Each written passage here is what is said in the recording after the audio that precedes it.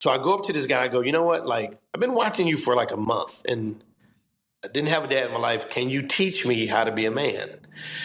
So this white guy gives me his address. I'm going to this dude's house for the next 5 years. They were telling me things because they wanted me to grow into the father and the man that I am today. And I learned something about whites, that they pay their bills on time and they kiss their dogs on the lips.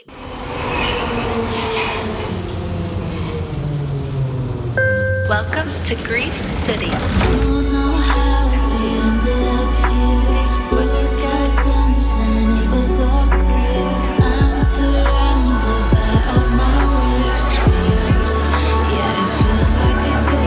remember, if this is your first visit, you are not alone. Hey, and welcome to the Grief City podcast. I'm your host, Nuella, and I am so thankful to have you here today. In today's episode, we have a very special guest. Today, I get to talk with Melvin Adams, who is a motivational speaker and a former Harlem Globetrotter. But more than all of that, to me, Melvin is family. He is someone that I have known pretty much my entire life. So we're going to talk about grief and loss and his journey, and I hope you guys love this episode. I think this is the first time I've gotten to see you in over probably 20 some years. Yeah, like my dad to me, it's the same thing. 20 years. It's insane. So just so everyone has a little background on my relationship with you. So when was the first, do you remember how old I was when I met you? Yeah, you were in a stroller. You were like, really, I didn't know I was that young. Yeah, you were like, so Mike was in middle school when we first met. So Mike was in 7th grade. So I don't know, you would have been. He was I would have been like 1. Yeah. So you're like, because Lynn was like, I mean, you're like a baby. You're like in the baby seat. You had the onesie. Yeah. Yeah, so you're like, so let me see. Mike was, how old is Mike now? He's like 13 years older than me, so I'm 32. What is that, 45? Yeah, so it's been like, I've been knowing y'all for like 31 years. Mike was in the, let me see, wait, Mike was in the 8th grade. He was going to the 8th grade. Yeah. And that's when we start kind of training, and I would come there like I was always wanting to speak outside of Texas. I had spoke all over Texas, and I wanted to see the world. And so I remember there was a guy from New York. Your dad used to have those fundraiser deals. Yeah. At that hotel. Yeah. And so there was a guy from New York that came to Houston to speak, and so me and him were like tag teaming. You know, he was gonna speak, I was gonna speak. So when we start talking, he goes, "Man, you're hilarious. Why don't you dial?" And I hang up. I'm like, "Cool." So I speak, and then he goes, "Man, would you want to come to Pittsburgh and share your story?" And I was like, "Oh man, I've been praying for this, right?" So he calls Dave, and so they fly me to Pittsburgh, and so I meet your dad. Yeah. And back then, I used to have like the double loop earrings and had the saggy pants because I was rapping. I wanted to reach kids. So I looked a little. Yeah. So when Dave saw me, they were a little ways away, but I could hear him. And Dave was like, "I am not letting that guy speak," because these are like old white people. Like, they knew Abraham Lincoln personally. Like they graduated with Thomas Jefferson. Like, and so he was freaking out. He was sweating like Mike Tyson in a spelling bee contest. I mean, he was nervous. And so the dude goes, "I'm telling you, let him do one song." So he goes, "Okay, fine, one song." So I get up, and I remember I did a rap called "Jesus Christ is the King." And I did the alphabet, like God is the alphabet, He's able, and that thing. Yeah. And I got a standing ovation. And then they got around me and they prayed for me. And there's a couple called Victoria and Bob Gainey. I don't know if you ever knew them, but they went to school with Dave. Mm-hmm. So after everybody prayed, I like opened up my eyes, and Bob is still praying. So everybody's looking at me. We put our head down, and he goes, "I see you dribbling the ball around a globe, and there are millions of kids." I wasn't a Globetrotter then. I said, you dribble the ball around the globe with millions of kids following you. And from that moment, your dad began to bring, I was like, I would stay with y'all for like 2 months at a time, like a month at a time. 2 months. I leave, come back in another month, be there for like 2 months. And your dad worked me like a Hebrew slave. I mean, good gosh. You know, you say, good gosh. Yeah, that's him. So this was was just like events and things for Christian Sports International then that he was bringing you into. That's amazing. I didn't know any of that because it's like when I met you, I was so young, and like when you're a kid, you honestly don't ask those questions. No, I used to remember coming seeing you like because you were with Lynn in the beginning, and then when me and Lynn she would push you in the you know what do you call those strollers? Oh yeah. So I would walk with Lynn because Scott would go to work, and while if I wasn't nobody was picking me up, I'd be at home with Lynn, and so we would I would watch her take care of you. So I would push you in the stroller with. Yeah. And so just seeing you grow up, man, and then remember just being in the back of the van and you and Gabe just all the time, just going off. And you singing, I would look forward to you would always be singing whatever the new, I bought the album just because I wanted to connect with you.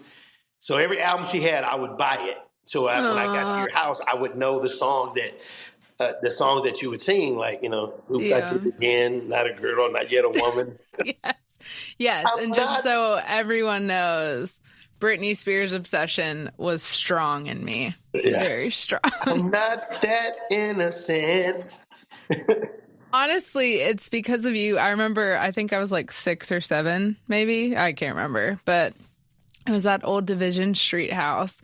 And I remember I was so terrified to like sing in front of people.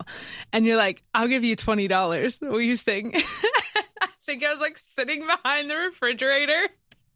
But I sang. And it was because of you, I feel like, that I like actually started doing that more. So thank you. No, it was, dude, you were amazing, like always. I'm not shocked at you. And I just remember when you were working on like getting a deal, your dad was so proud of you, man. I mean, he used to call me and go, Melvin, like, put her in the schools. But back then you were doing all Christian stuff. Like all.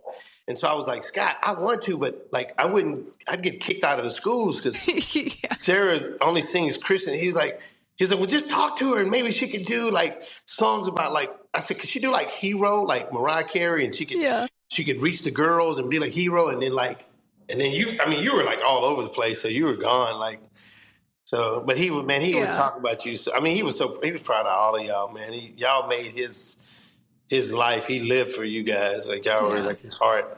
So basically, like you, because I want to like catch everybody up to speed since, they don't all know the depths of our relationship. But the best way for me to boil it down is you were like the cool uncle that I never had. Or like my oldest brother, he was great, but you were like the cool older brother. But it was always so special with you, and just it was so much fun. So I love getting into each episode, asking each person that I talk to about who it is that you're missing, kind of what has brought grief into your life and how you kind of came on that journey. So I'd love to hear about that. Man, I hear you a lot. Your relationship with your dad was awesome. You know what I mean? Yeah. Your dad was like the perfect example of what I think every man would want to be in a relationship with his kids and his wife. So a lot of what I implemented in my own life came a lot from your dad. And my dad died, but I don't know, man. He was so abusive to my mom that you don't really understand it when you're going through it. And then like when he died, which is not funny, but so I'm going through healing. Like I'm at this place. I'm with the Globetrotters now, and I'm in a hotel room, and I'm wilding out like Nick Cannon. I mean, I went from this never smoked, never drank, never had sex to now I'm like going to strip clubs, watching porn, and I'm very judgmental. Like living that rock star life, right? Yeah, but I was the one who went to a Christian school, and I'm judging everybody because I never smoked, drank, had sex. You know what I mean? And we always think those are the three big sins. Well, sin is sin. If I lied and cuss, it's the same thing. But I was so arrogant, and so I was a good guy. So I'm on the road, and I've never experienced this, and I'm struggling. And a lot of it was due to never hearing the affirmation from my mom. I was a mama's boy, and so I remember calling my manager, Victoria, and she said, you need to forgive your mom. And I can remember every negative word she said from the age of 5. And so I remember getting on the first flight back home. As a parent now, most parents do not want to hear from their kids what we didn't do right. Again, but it's arrogance because there's no perfect parent. Only you. But anyway, so there's no perfect parent. And so I come home and I'm talking to my mom and she's just slapping me like Medea, and so I thought when I went through counseling, I thought, that's it. I've forgiven my mom, that's it. But there was a lot of suppressed stuff with my dad who died. Yeah. I was mad at God.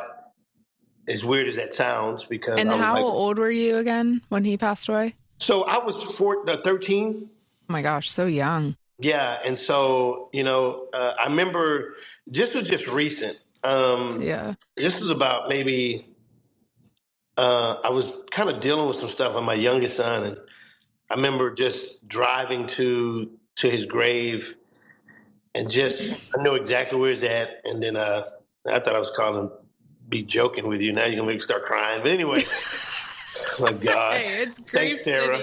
Thanks, Dr. Phil. Appreciate it.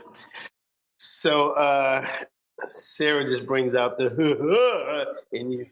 Yeah, but I went to his grave, man, and I was just like, I'm talking about my sons and I'm not. I just hope you're proud of me. You know what I mean? I was just like, and so me and Silas go, and he sat in the car, and I came back, and I'm tearing up, and he's like, "You're okay?" And I'm like, "Yeah, the allergies are bad. Good God, you got any Benadryl or some Zyrtex or something?" But anyway, so I would just saying, like, I wonder if you're proud of me. And I think that's every kid that becomes an adult to hear the 3 words that I'm proud of you. You're my daughter, you're my son, and you belong to something like a family or a group or whatever. So I think so many times, we'll go through the years and think, oh, I'm healed of that. Oh, I'm healed of that. And then suddenly, it could be 20 years later and you're like, oh my gosh, that is tender still. Yeah. Yeah. Thanks for bringing it up. Thanks, Sarah. Gosh. So, what did that look like for you as a teenager? So I've not gotten to talk to anybody who lost someone so young. And then also the complexity of an abusive dad that brings in so many complexities, I would think, to grief. What did that look like for you as a teenager? I was a mama's boy, so I was typically was always with my mom. And when he died, it was weird, because I was like, I couldn't believe it. You know how you seem like they went on vacation and they'll be back in a while. It didn't seem surreal. And then, when, because it was a lot of anger that was pent in. But I did miss them. I missed them, because and so it wasn't until certain moments, when I graduated from college, when I got married, when I got my first contract, when I had my kids, there's moments that you wish, even in his abuse, Sarah, you make me cry. Good God. Yeah, but it was just moments like that, and my sons have birthdays, when they have anniversaries, it's times you just wish, I wish he could have saw that. Yeah. And those are the moments that you have the allergies again. Yeah, because even abuse aside, I'm sure you still had so many good moments with your father. It wasn't all just terrible and rough. Because everybody has the good and bad. That is something honestly, because I think like some girls have lost a dad like when they're a teenager and they don't even get that like dad walking them down the aisle. Like I'm so thankful I had that. Yeah. I would have grieved that so much. But like seeing how my dad was with like all my nieces and nephews, like that is like my next. I'm kind of terrified for this moment of like when you have children and like having that kind of milestone moment. I think that's something that's definitely been like hitting hard with me lately. So I can imagine like having had experienced all those things. That's just it's so challenging. Well, it's I had a lot of great, though my dad obviously was my dad. I had a plethora of good father figures. Your dad being one. Yeah. He was so patient, and he always saw the good. Even times I was like, nah, I don't like that dude. He always saw the good in people. Like, and he was so patient. Like, where I would have just, I would have cut him off your dad is an example of God, because I would have sent a lot of people to hell, like just off straight off. And your dad was no. Sometimes I think he was too gracious, but it was beautiful. He was so patient, man. I mean, it was like, even Satan came and Satan was like, "Dang, Scott, you're nice. You're nice." Your dad was so nice, man. I mean, there were times I was like, Scott, you need to whoop Gabe, man. I mean, you need to whoop this dude. And he's like, good guards. He's like, no, he's just a kid. I'm like, no, he need a belt to that backside. You need to come hang out with a black family, Scott. You need to go thug. Okay, you need a tattoo on your arm. Gabe needs to get beat. No, Mel. Oh my gosh. Sarah, you're beautiful. Good night. Thank you. All the brothers, man, we love you, man. This is from the brother. I don't know what the wives are thinking, but the brothers, hey, you that chick, Sarah. You the double look. Like, did you see? Look 2-3 times. You're so kind. I am curious. So, as you became a father, and I know you had like you said you felt like you had good father role, like examples in your life, and people that kind of like took that role when your dad wasn't there for you with because he was gone, and then also just the lack of, I'm sure, showing up in those ways as a child. I'm curious about your experience, like as you became a father yourself. How, like, did grief show up for you in different ways, or like what did that look like in your life? Yeah, so when me and Sonia got married, and that was awesome, and when we had Seth was our first. He's in China now playing basketball, and wow. When we had Seth, man, it was like, man, I was like, I wish my dad could see this. Yeah. You know what I mean? So I got emotional on that. Yeah. Then as like, little things that I think for me, I didn't want to be the dad that my dad was. Yeah. So what I did, which was, because you either go far left or far right. We're never in the middle. Yeah. We're never really balanced. So what I did, I was like, okay, I'm going to be in their lives. I'm going to do everything, to where sometimes I would push Sonia out. Mm. So it was like when we would do vacations every month, like everything that I saw y'all do. Like my family never ate together as a family. Like you guys ate together. Yeah, it was always a thing.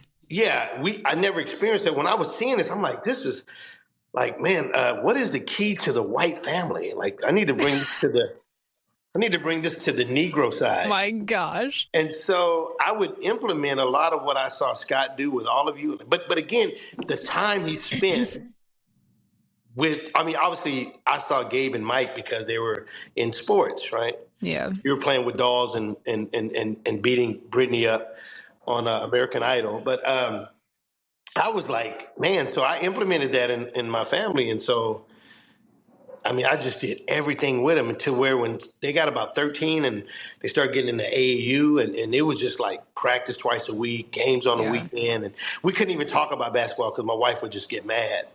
And I'm thinking in my mind. She was over it. Yeah, I'm thinking in my mind, like, what a great dad. Like, Scott is proud of me. I'm killing this thing. And then I just neglected, like, being, like, you know what I mean? Like, with my wife, you know what I mean? And then, so it was like later when our oldest start doing drugs, it affected, you know what I mean? So we had to like sell our house, we moved and working on that. But I think, like I thought a lot about, but it was more so like, I didn't want to be like him in that sense. I wanted to be a good dad, but it was also, I think, what he missed, what he could have experienced, you know what I mean? If it wasn't into like cheating and, the other things he was doing, he could have really had, you know what I mean? Like, notice he had some really good boys. And even my brother went left. And the other two brothers I found out after he died that, you know, from the cheating. But so I just wanted to be different, man. And so thank God he brought, you know, a lot of good men in my life, your dad being one of them, to help steer me around on the right path. Yeah, that's huge. And I think it's so amazing, though, because it's really hard to like break those cycles in life, to like not be who your parent was to you, especially like, and I know you were like 13, 14 when he passed, but those are still formative years, all those times before. So I think that's amazing that you've been such an amazing father and like changed that cycle for your boys. That's huge. That's huge. Yeah. No, Sarah, you're awesome, man. I'm looking at you, man, and I'm just, I don't know. I'm I'm getting emotional, Sarah, but no, it's just cool. It's cool. Like, you know, when sometimes you do work and you never get to see like how you impact people. And, and I just remember, like, I mean, just, that was always my joy coming to Pittsburgh. I mean, not the weather, because the weather was horrible. It sucked. And not those cops in Zillionople that wanted to kill a brother. But I'm sitting here and I'm like looking at you, man. I'm just like, man, like my mind is going back to just seeing you grow up, like seeing you become like, I remember you went to that little elementary school and it was down the street from where y'all lived. And so one day I walked you and Gabe there, and then I did it was like a, whatever day it was, I did it was like reading a book or some kind of something. And I spoke it through school, and I'm just seeing you, you know, you're full of life, enjoying. And Gabe was just a rebel, but I loved him because he was just, he was going to do whatever he wanted. He was like Janet Jackson, he was in control, or Bobby Brown, it was just his prerogative. And you're always just the girl, man, like just sweet, and I'm just tripping, man. 'Cause I'm like sitting here literally watching you, man, thinking like, what would Scott say? All those years he's, you know, spoken to my life, and now I'm hanging out with like one of his prized possessions. Is I don't know, man. It makes me have allergies. Dang it! I know, man. Sarah, good night. It is like wild, like to sit here too, because you to me have always, because I've known you since I was a child, like you feel like an extension almost of like my father and upbringing and all that. And it's like, makes me emotional for sure. Because it's just really special. It's a special kind of like history and relationship, and it's just really neat. Yeah. So I think you hit something that's so important after someone has went through a loss that's very tragic in their lives, especially like a loss that for you, like those are very big years as a teenager to not have a father present. Yeah. You talked about how there's been a lot of men that have come into your life and like filled that role. When did you start noticing that was happening in your life, that these men were coming in and being like that fatherly role to you? So I think as a kid growing up without a dad, you're always looking for a father figure in every coach. I played sports, so And I was very shy. It's hard to believe that now because you see the very hard to believe. Yeah, but I was I was really shy. Like if you'd have told me I'd be speaking to kids, I think you were smoking crack, or knew Snoop Dogg personally. But I was working at Denny's. I was on my way. I was about to go to college, and there was this. And again, I say this because I think it's something that sometimes I think there are things that I saw, again, like in perception. Like, so for a black kid growing up in a all black and Hispanic neighborhood who was very angry with whites because of my mom made me watch Roots and Mississippi Burning. So to see like Scott and Lynn who like went off on those cops, for me, like people don't understand, like, because I think sometimes we're so gullible. We want to believe like our own, I don't know, like we don't really open up our eyes and see the world. So here's this black kid from the hood, not a lot of whites, and I see this white couple walk in, they're holding hands, which when I share this, people go, oh, that's normal. That's not normal. I never saw that in my family. Like, So to see them holding hands, like they could have left, and that left a tattooed moment in my life. Like they were holding hands. Mm-hmm. He would blow her kiss. She would catch it. Like they got one plate. They would feed each other. I never saw, like I was tripping I was like, dude, is this a game? Am I being punked? Is Ashton Kutcher going to come out? Like, what is this? Like they were like, they would the two straws and they would switch. And so I was like, man, it's like Lady and the Tramp stuff, like sharing the spaghetti. Yeah, I'm like, this is fake. So I watched this family for 1 month. And they never changed. And so, again, being a shy kid and all humility, because most men will never ask for help. Like, we'll drive for 2 hours and be lost, won't even pull over for directions. You know what I mean? So I go up to this guy, I go, you know what? Like, I've been watching you for like a month, and I didn't have a dad in my life. Can you teach me how to be a man? So this white guy gives me his address. I'm going to this dude's house for the next 5 years. I'm going to this dude's house every weekend for 5 years. And I learned something about whites, that they pay their bills on time and they kiss their dogs on the lips. But anyway, learned a lot, changed my life. We do with the dogs. I know. I already know.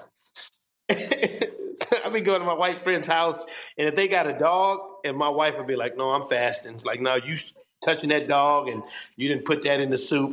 Baby, I ain't eating that. You ain't gonna kill me. But so that was the first experience. And then I think as time, like maybe in my 20s, 22, 23, I then started wanting to reach the world. So I started seeking out. So I had a Hispanic guy, a black guy, a white guy, and an Asian. And I would meet these men once a month at IHOP at 4 a.m. Oof, and I would leave every day crying, feeling not good enough, but they were telling me things because they wanted me to grow into the father and the man that I am today. And so that was, that's what helped me, like, want to be, and it's a very lonely road, to everybody smoking, vaping, cheating, but to do what's right is a very lonely road. You'll get teased, you'll get ridiculed, but I sleep good at night. I can look at my wife in the face and say, you're the only one. My kids, I won't die. They'll go, yeah, your dad molested 7 kids. No, you're not going to hear that. Yeah. So I tried to live upright. There are a lot of men that spoke into me, and I never wanted to let those men down. More importantly, God. I don't let my wife's family, they all think I'm like a black Jesus. You know what I mean? Like they think I walk on water, which is not true because blacks don't swim. That's why we wasn't on Titanic. It would have been like 3-minute movie if it had been a black Titanic. Anyway, Cool in the Gang with an unplug. Get off. Yeah. We're going to laugh today, Sarah. Woohoo! I know. I feel like I shouldn't be laughing at these. No, I want you to laugh. It makes me, that was cool. How did you do that? What just happened? Yeah. I'm like, did I do that? Wow. Did you put up what? Does that happen here? Hey, I'm just bringing love. Mine's not doing it. Because you have no love in your heart, Sarah, but look at this. Oh yeah. Oh, yeah. That's a new feature I never knew about. Did you do that, or how did that happen? No, I've never seen anyone do that on here. Wow. I think that's so amazing that you like intentionally were like, all right, especially I'm going to get up at 4 a.m. or probably 3:30 at that point to go to IHOP and meet with these men so I can learn how to become a good, excuse me, like a good adult man. How long were you doing that for? Oh my gosh, Sarah, I did that for well into my early 30s. Wow. That was something that was, and again, the first time when they said 4:30, like, yeah, I showed up at like 4:20 and they went off. They were like, it's not respect, and I learned that that's what helped me. Like when your dad like would say, hey, we got an event at 7, like I was up at 5, like I was ready to roll. Like, and it helped even with the Globetrotters. Like nobody cares if you're tired. Nobody cares if we've been on the road. They paid to see you do tricks. And so when the lights are on, I'm ready to rock and roll. And so it prepared me to be, and I'm not saying that I'm perfect but being on time and just doing things right. Like, I don't always do it, but like, just do what's right. Like, you know what I mean? Like, yeah. Now, what years were you, because we didn't even dive into this, what years were you with the Globetrotters? So I was with the Globetrotters from 96 to 2000. Wow, you were 4 years with them. Yeah, for 4 years. Yeah. Okay, and how old were you at that time? So I went to New Zealand first. I was in New Zealand, Poland, Argentina. You played professionally over there? Mm-hmm. Yeah, and then I had went to I went to New Zealand in '93. I graduated from college, and I came home, and so from '94 to '95, because I think I met Jimmy. His name was Jimmy. And I met Jimmy in like '94. I started coming to Pittsburgh. I think it was in '94, like 2004, 14. Yeah, it's like 30 something years. Yeah, it was like '94. Because how old were you in '94? Were you like 1? 2. 2? Okay, 1 or 2, yeah. So it was '94 when I came to Pittsburgh. Yeah, so in the Globetrotters from '96 to 2000. And yeah. I remember coming to a game, by the way. That was so much fun. So I got this story about your dad. So yeah, it was 90, 98. We played in Pittsburgh, and because they always would put you on. Like I played in the West Coast, and then I'm from Houston, and I have family in Louisiana, so they would put me on the coast where we would play, like Louisiana, Texas, California, back to the West. And so one year they put me on the East, and of course, I'd been knowing Scott for probably about 3 years. I remember coming to Pittsburgh and I was struggling. I mean, I was like, because it was like every night there was like 3,000 girls that looked like Beyonce every night coming to your games. And I'm like to the left. You know what I mean? I take my shower on the way to the bus. There's 1,500 girls that look like Rihanna, and they're shining bright like a diamond. You know what I mean? Yeah. And I don't have 14 guys on my team saying, "Yeah, let's go to CSI and let's listen to Sarah's love songs about Jesus." No, it wasn't none of that. It was like this season would start, season was over, the cheating, it was like, and so it was a very lonely time. I mean, I remember being in the room, like talking to my pillow, watching Mr. Bean, you know what I mean? Just lonely, thinking I'm missing out. So I started going to the clubs, and I'm drinking now, and I'm having sex, watching porn. And I remember we came to Pittsburgh, and your dad came to the game, and I got him backstage, and so he's talking.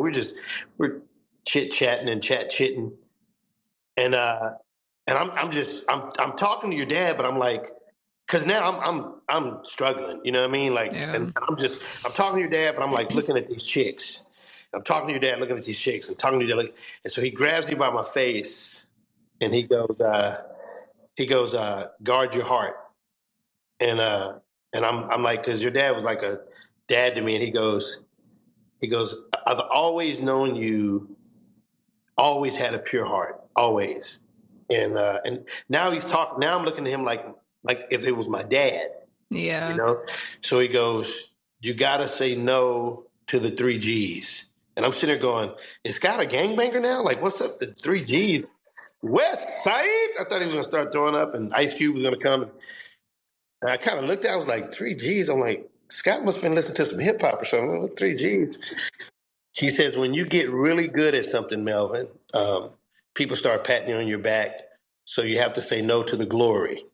It's never about us. It's always about him. He said, when you get really good, they start paying you a lot of money. So you got to learn how to say no to the gold, because the gold will lead you away. He said, and then when you get to a certain place, there'll be a lot of temptation. So you got to say no to the girls. Say no to the glory, the gold, and the girls. Mm-hmm. And he said, whether you fall or fail, man, I'm proud of you, bro. Mm-hmm. Like I was like, I didn't do the allergy thing, but like he stabbed me. Like, I mean, like in a good, you know what I mean? Like, and so I remember going to the room, and man, and there was a girl there, and we just talked the whole night. I didn't do anything, but I thought about your dad, what he said, and I didn't want to disappoint him, and yeah, because he was talking about like how Mike looks up to you. He's like, my son looks up to you. Like he takes on every word you say, and man, I mean, I don't know, man. That night I was like. And from that time on, it was like I went like 4 months, dude. Like I wasn't looking at no chicks. I was just like play the game. And I started calling youth. I would get into a town and I would look up a church on the yellow page, like any church, any, meeny, miny, mo, just pick a church. And I say, hey, I'm Melvin Adams with the Globetrotters. I'm in town. I'll give you as many tickets as you want. Come to the game. And only thing I ask, if you would just stay with me in the room until I go to sleep. And I did that for the next 4 months. That's how I created a lot of relationships with different youth pastors, because they would literally stay in the room with me, so they would keep me from temptation. And the 3Gs, your dad, no to the glory, no to the girls, and no to the gold. Those kind of moments are life changing for sure. Thanks, Dr. Phil. Appreciate it. That's amazing, though. I never knew any of these stories. Yeah. Your dad's really awesome. Special. Your dad's awesome. I got a lot of stories about your dad. Oh, I can imagine. So after that point, I'll get closer to the mic. Sorry. After that point, did you start noticing like a shift in your life? Like how long were you then with the Globetrotters after that kind of moment for you? So I ended up, after that, your dad, like 4 months after that, I met Sonia. Wow. 97. That was fast. Yeah, so 4 months. You start looking at your timeline and we think life, but it's so short. It's so fast. 97, when Scott went off on me. 4 months after that, I met Sonia in 97. Like I came home off our U.S. tour. Yeah. And I was at a mall in Houston. My best friend at the time, his name was Lee Carlson, and Sonia did his hair. Okay. And so I see Sonia, and I'm just like, the Lord is my shepherd. He know what I want. Mm-hmm. My wife was so black, she could put her fingerprints on charcoal, but she looked good in yoga pants, baby. And so I see her, and I'm like, yeah, you dated this guy. And like, I knew her, but she was like, man, everybody thought you were like either gay or had a girlfriend at another school. Wait, they said that about you? Yeah, she said that about me. Yeah, because I carried a basketball with me everywhere. Like I put it in the passenger seat, put a seatbelt on it. Like you were just basketball was obsessed. my girlfriend. Like I had never kissed a girl, never went to my high school prom. Like basketball. That's how me and Mike connected, because we were like in love with basketball. Yeah. Like, and so we went out on a date, and man, she was different. And so she was like Britney Spears, I'm not a girl, not yet a woman. And so we dated, and I knew like nobody else. Like anytime girls, they did nothing to me. I would hug Sonya. I could smell her scent. I had like her scent, and like that kept me. You just felt this connection with her. Oh yeah, I knew. I was like, man. And so basketball at that time, like 98, it didn't. I used to like love the game. I would, I was excited. But in 98, I was wishing the game would go faster so I can get back to the hotel and call Sonya and hear her voice. Yeah. And that's when I knew, I was like, basketball doesn't mean what it used to. Yeah. And I finally found somebody that I love more than basketball. Mm-hmm. And so in 2000, I retired. And then I asked, it was March, and I asked her to marry me in April, and we got married in December.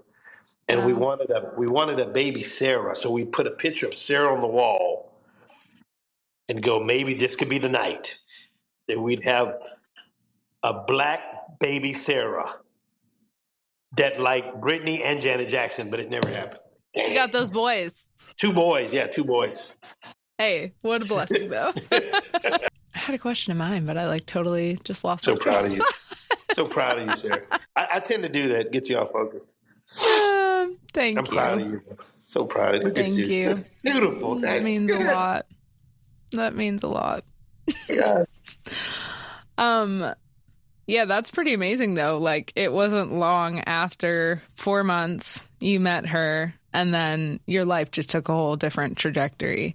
Yeah. So, after you guys were married, so when did it start for you that you began going to schools, kind of sharing your story, sharing your life, and also sharing that through the medium of, basketball? When did that start for you? Well, I started speaking. So I started preaching when I was 17. Wow. And then, yeah, but I was only Christian. Like, it was only. Yeah. And when I met so I started doing stuff with FCA, probably 22, 23-ish. Yeah. Met your dad in like 25, 24, 25. And we were doing just a lot of, church stuff. And then after the Globetrotters, when I left and kind of came back, I was saying, Scott, we need to get into schools because the schools had money allocated for anything at the time on character and stuff like that. And so your dad was always open to he was just like, whatever God wants to do. Like, I may not understand it. It may not be the generation when I reach it. So, so from that moment, I started going into public schools and being a Globetrotter. Yeah. I'm able to get into every door because everybody has great memories of Globetrotters. And they're family fun, they're kid friendly. So I was able to impact kids through the game of basketball and through sharing my story. And I started seeing I was reaching more kids and going where the world was because the church was just whack. I mean, their butt was so tight Moses couldn't part it. I mean, they were just foreign, they weren't real. And then they sound like somebody's dad. Don't do that. Don't do that. Yeah. And so I started using comedy. Yeah. I use comedy breaks walls down and it allows me to get into hearts and we get to just impact kids, man, all across the world. Yeah. Do you feel like with sharing in schools and like how you've done that through the years, I guess I just kind of want to know, like, how has your story of losing your dad and just all the things you've experienced in your life, like, does that get tied into when you share with students? Yeah, I tell, Sarah, I'm going to say October, October, I was with a company and left the company. And we went through a rough season because, I mean, as you know, I was booked through agencies, but this particular agency was exclusive. Okay, so you couldn't work with anyone else. So when that happened, they cut off every ties. And it's a good thing and a bad because when they let you go, you're like left on Lonely Island, Yeah. And so in October, I was really it was like a real dark time. And I remember I was in a small town in Texas where it was so flat you could see your dog run away for 2 weeks. 2 weeks. And I remember going, God, like, what would Sarah do? I mean, what would Jesus do? And so I said, well, she would sing a song. And I go, well, that ain't going to work with me because I'll kill everybody if I sang. Anyway, she made Saul go to sleep. You hear what I'm talking about? Sarah was singing and Saul went to sleep. Somebody said in the Greek Bible, they said Sarah walked by and sang and Lazarus first opened his eyes and Jesus came right after. But anyway, I'm taking scriptures all out of proportion. But anyway, all I'm saying is you're amazing, Sarah. So no, like I was I started sharing, like God said, you know what the world needs to know. People don't know their love, man. Like they're going on all these chats, talking to AI and robots and thinking this stuff is real. Like they're lonely, they're struggling. And so people don't know their love. People don't know what they're put on earth to do. So they're just floating through life. Like they don't know their purpose, you know what I mean? And then people have so much unforgiveness and bitterness. People are walking around pissed off and mad and still mad at their uncle for molesting them when they were 7. Again, that's a horrible thing. But then you carry that to the next generation. And so as I share my story, I've been finding, man, since October, I've been finding when I talk about forgiving my dad and my mom,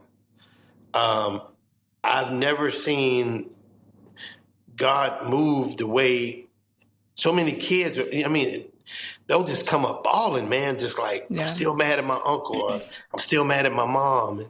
Even what you're talking about, the grief, there are many people that they're walking around and they're still holding on to those things. Like, and again, like I've been watching you, like everybody's different. Like, like people would look at you and go, dude, get over it. But like, somebody may take a month, some may take 20 years, it may never happen until you die. And that's okay. Like, we don't have to be like Federal Express. Like, take your time, go through your healing. You know what I mean? Like, don't feel like you got to be in a rush. Like, life gets better. You may be in a winter in your life, but your summer is coming. Winter does not last forever. This ain't ice age. Your summer is coming. But now I know, like at 53, I know, like, I'm not the dad my dad was. When I do talk about my mom, it's not in anger anymore. It's a peace, because my mom told me she loved me 26 years ago. It was something I always wanted. I'm at peace with my dad. You know what I mean? Like, I didn't want to repeat that cycle. You bring up such a good point too of, because I'm, being in this space of talking about grief and openly sharing all of these things.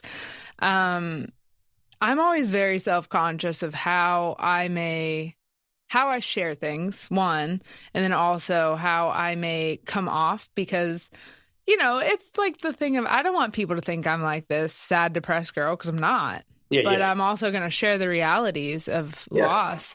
But you talked about how, like, people harbor this unforgiveness, or like I was just thinking this morning about, like, how people right now in our culture still, we're really, really into the victimhood thing.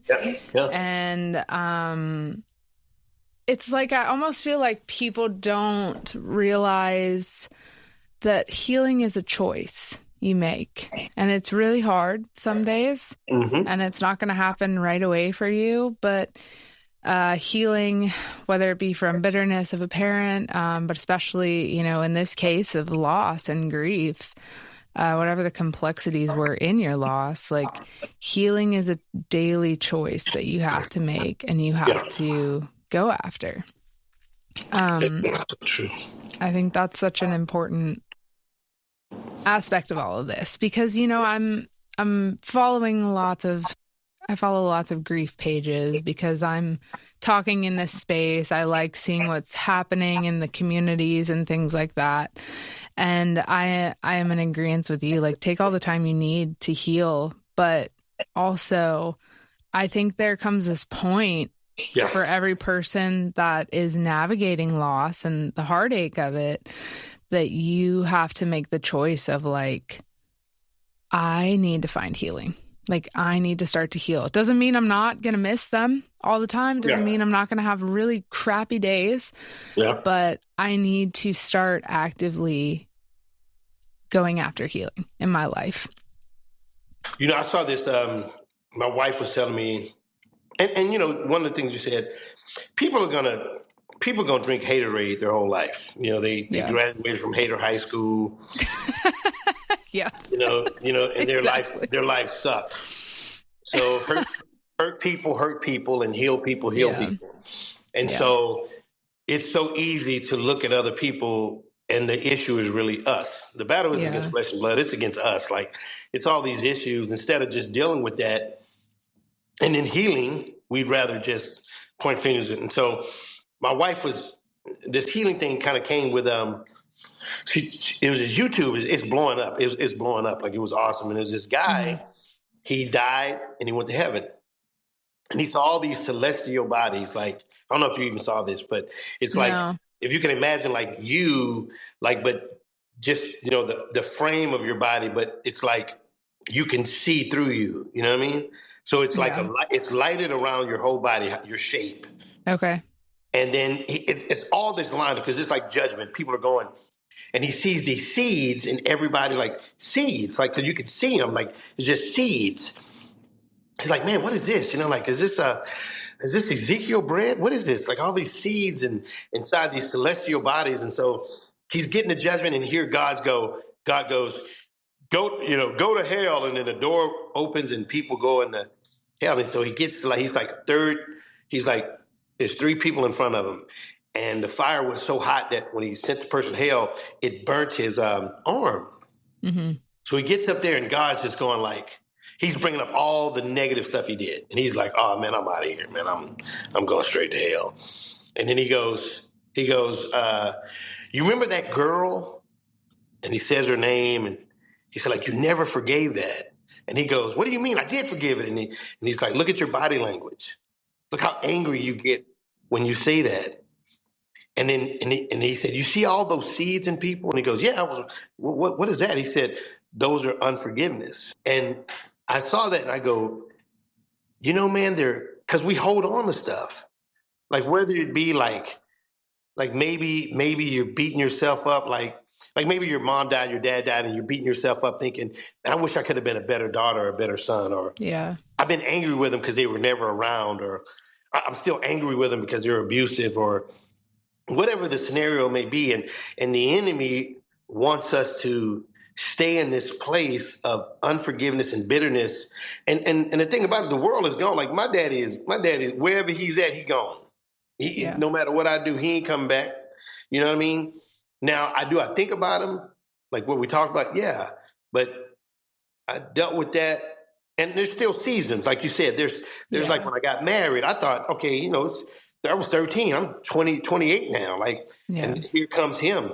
When I'm getting married, my wife's coming down the aisle, and I'm thinking, I wish he could have been there. You know what I mean? Like, I go through that, then we have our first child, and I'm like, I wish my dad would have been there to see this. Like, memories, stuff start coming back, little moments when we go eat at the Mexican restaurant, or my dad smoked cigarettes or whatever. Silas comes, and then there's all of these moments, like basketball, when I got these awards. I wish my dad could have shared in it. Like, when moments happen, man, I wish, you know what I mean? And so it never truly goes away, like you said. It never, because those are memories and moments that made us in who we are, and that could be good or bad, how we look at it.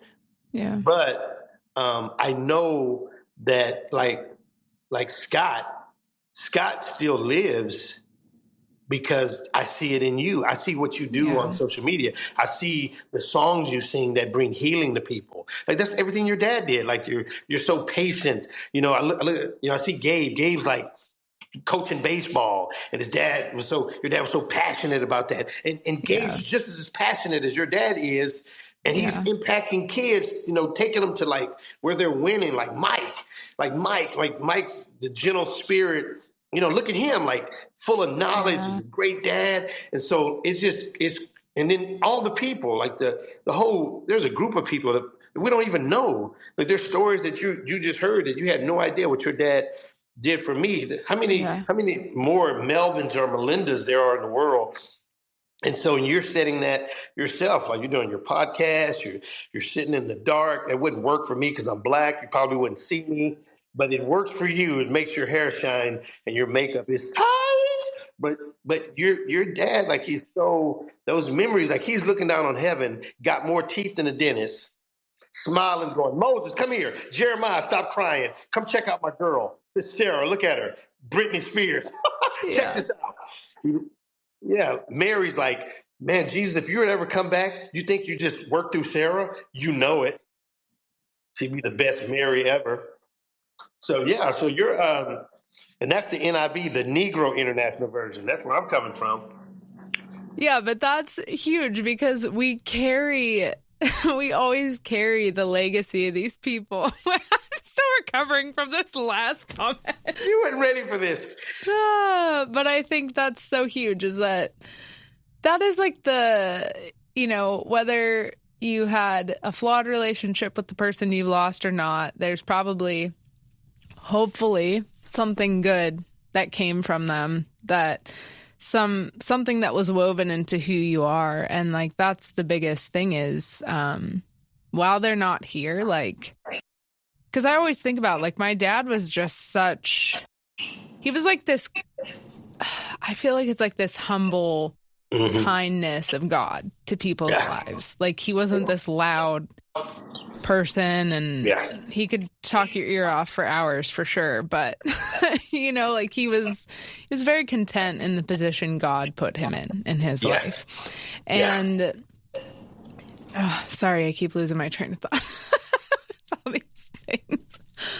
But like, I think about how every day, like, that is the biggest gift to me, is that I can carry his legacy still through my life. And I'm sure the same for you. Like, with your own father, what good traits he had, like, I can still carry those things. And even with my father and how he impacted you, like, I can carry those things and be that to people. Like, that's the best way to keep our loved ones alive, while we miss them.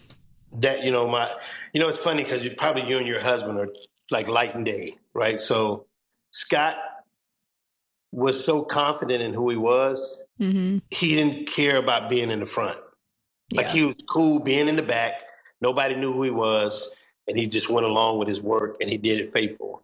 Yeah. He didn't care. Like, Dave was charismatic. And again, we all have gifts. Like, I'm a front guy. But your dad was totally content. He didn't, you know what I mean? He didn't have to, he was content where he was. And that's a trait in a biblical sense of just being content. Like, you're great just the way you are. Like, you don't have to, you're not judged by what kind of car you drive, house you live in, whether your hair smells like Pantene, and Sarah's does, it's herbal essence.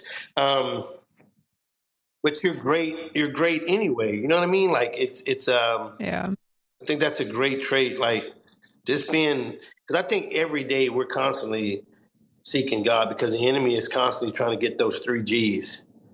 Like, we see it in our culture today. Like, we're so arrogant, and I get mad at the church because I think it starts there. And see, a lot of the things that we see in the world today is because what we're not doing in the church. Like, we really don't get it. And, Jesus didn't even want to be in the church. He was only seen there like twice. He was hanging with people on the streets because they were more real and honest than the people in the church that, knew the Bible back and forth, but still killed him. Didn't even know who he was. Like, so that's why I bet you your dad would, like, he would flip out, man. You're doing a podcast. You're like, nobody thought about podcasts back when we were coming up. It was like in person. Gosh. So to even see this, your dad would probably go, "What? What is that?" Yeah. I often wonder what he would say about this stuff. Yeah, he's from the devil. That's Satan. Because when I used to rap, Scott used to be like, "Where is that biblically?" And I'm like, but he was like, but you know what I loved about him? He was like, I remember we went to Aliquippa. Yeah. And, they'll hug you before they mug you and stab you before they grab you in Aliquippa. Like, I saw a church with Jesus. He had bullet holes in Aliquippa. He said, you know what? Oh, my gosh. Jesus like, you know what? I'm leaving Aliquippa, and I'm going to go to Zillion. Them white people won't kill you there. But and so I remember we did this camp, and me and Mike went there. And, I mean, them kids was bad, man. I'm talking about they was anyway, they was bad. I think they had 6'6", 5.5" tattooed on their neck. It wasn't quite 6'6", 5.5". It was, they were like right there. Almost there. Yeah. And so your dad was like, man, how's this going to work? Like, and I'm like, I got it, Scott. And so they brought these kids in, and I started doing my little rap, and they were just locked in. And Scott goes, he goes, man, he said, I don't understand it. But he said, you got to let God be God. Like, we're not going to always understand. And even with my youngest son, like he'll do stuff and I'll be like, he'll just do stuff. Like he wears all the jewelry. Mm-hmm. And I'll just, in my mind, I want to say something, but then I think about Scott, where he would always think before he wouldn't just go off. He'd be like, you know what? I don't understand it, but let me pray about that and see what God's saying.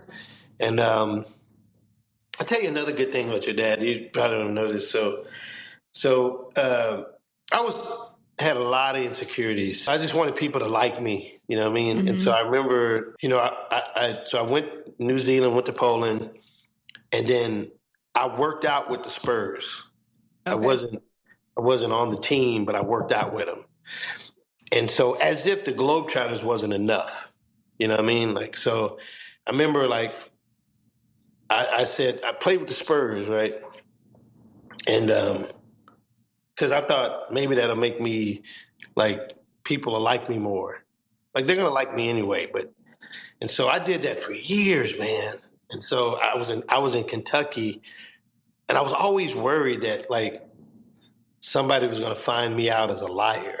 You know what I mean? Mm-hmm. And so I was in Kentucky, and I'd been speaking with your dad for years.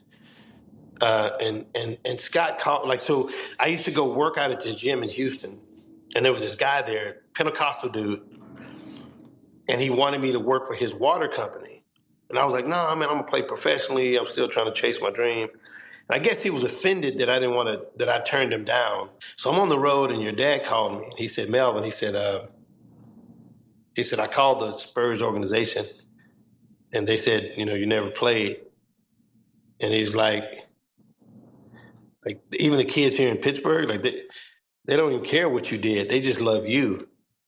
And that was, man, Sarah, that really, like, he didn't judge me. He didn't go, you're an idiot. Like, you're, and I'm going to tell you another story, total opposite. But he just said, everybody remembers just you. Like, it's like my sons, my daughters, like, they don't care about your titles. They love hanging out with you. And I needed to hear that. Like, you know what I mean? Like, he was like, you don't have to. And he was so content. Like, he didn't go around going, yeah, I was a major league umpire. I mean, he used that because it was part of what he did, but it wasn't who he was. Like, yeah, basketball is what I do. It's not who I am. And my greatness doesn't come from whether I score so many points. I'm great anyway.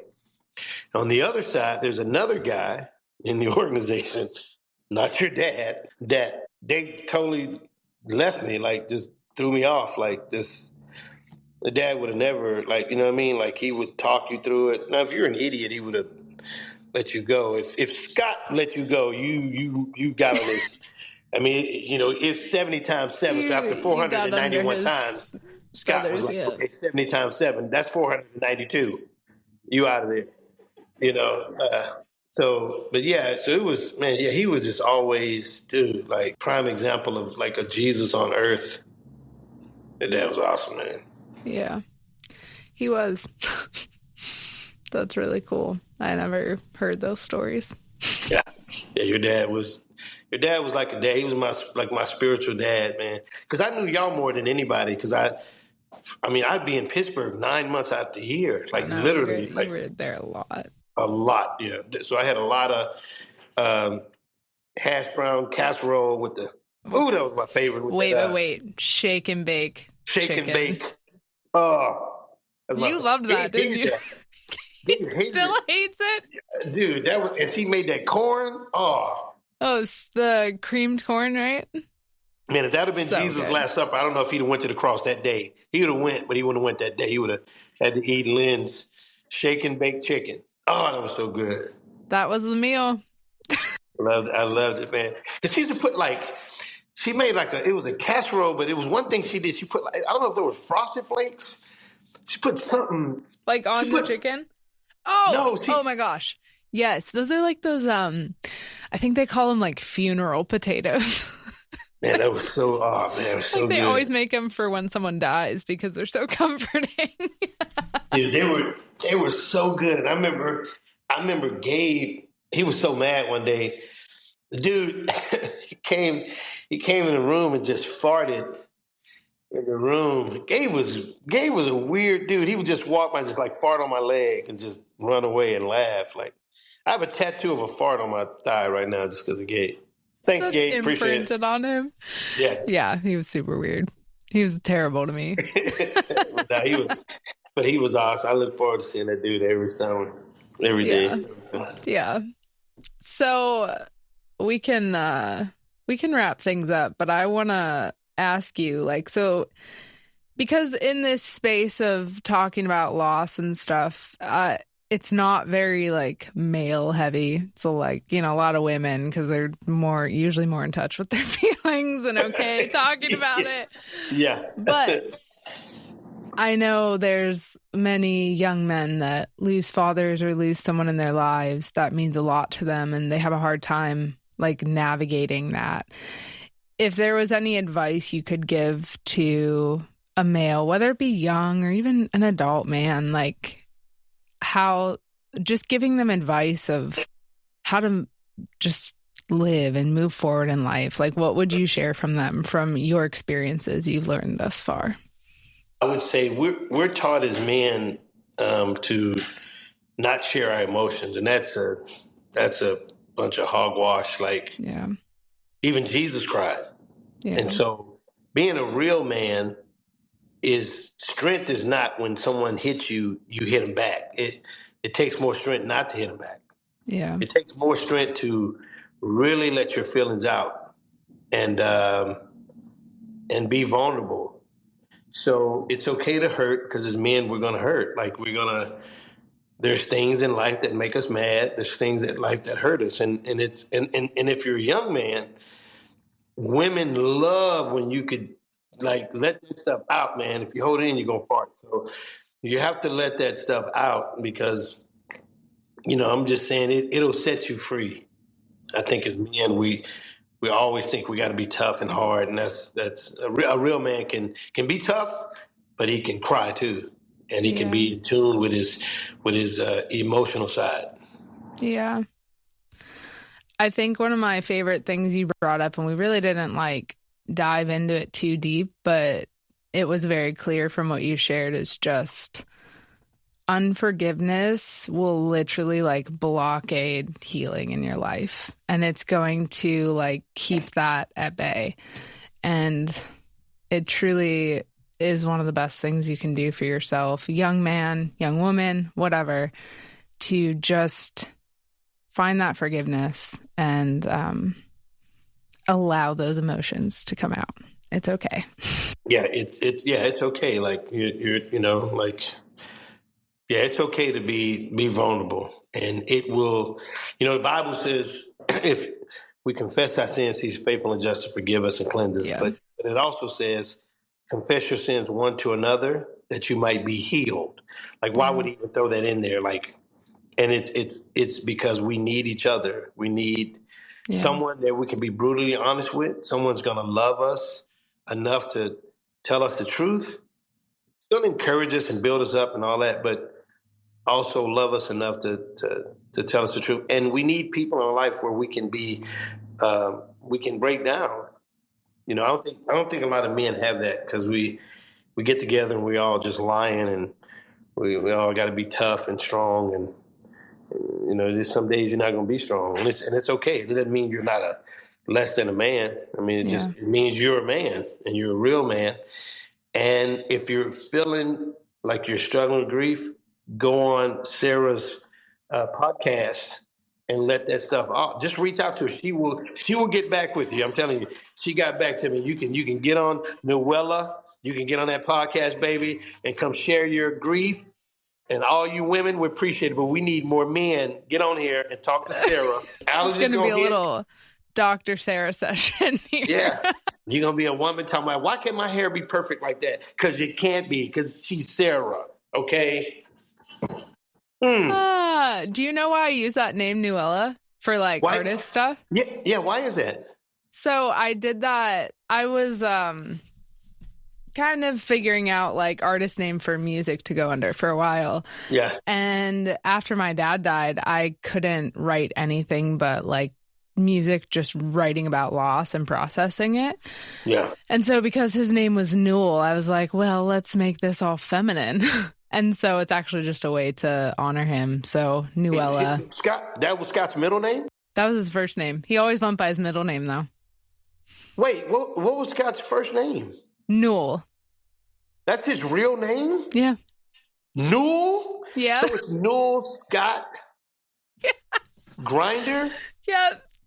NSG. That's crazy. Yeah. So he always went by Scott, but that's hilarious. You're just having I've been lied to my whole life. I know. I've been like, you're not even Scott, you're Newell. Yeah. That's crazy. Wow. I often wondered why you did that. Like, yeah. It was just a way to honor him. And it's like a thing of, I don't know if down the road, if I'll continue. Like I have 2 other like EP projects called Good Grief. So I just finished putting out Good Grief Volume 1, and then I've got Volume 2 and Volume 3. I don't know if I'll keep writing about loss after that, but it's just like, this is the here and now, and it's, I need to put these things out. Yeah. But that's why. And I mean, I'm like, dang, if I didn't pick this as an artist name, if I had a daughter, I would name her Newella. Newella. I love the name. That'd be I love a sweet it. Name, yeah. Yeah.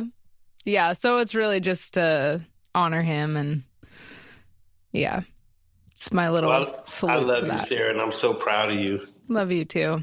You're doing Thank such you a for good doing job. This.